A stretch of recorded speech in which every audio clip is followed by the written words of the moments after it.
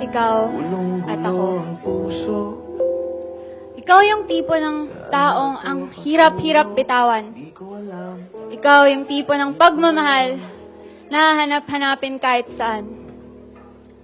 Ikaw yung tipo ng pagkakamali na naisin kong gawing muli. Ikaw yung tipo ng pagmamahal na wala mang kasiguraduhan, wala mang paanyaya, walang sapat na dahilan.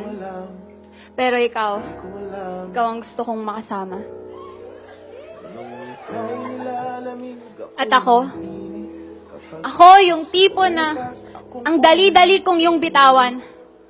Ako yung tipo ng di mo handang isugal lahat ng yung mga baraha.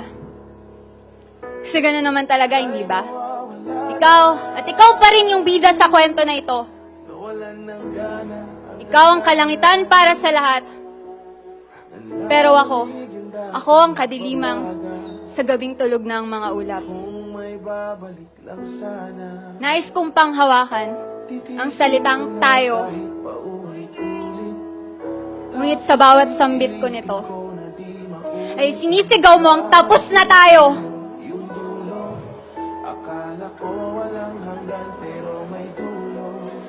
Bakit ka bumitaw na parang ikaw lang ang nakakapit?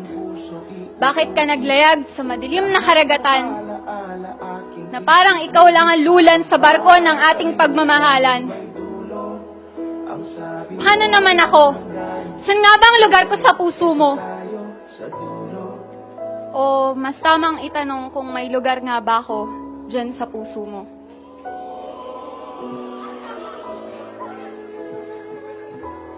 Ang hirap mahalin ng taong iba ang aksyon sa ibinubuka ng bibig.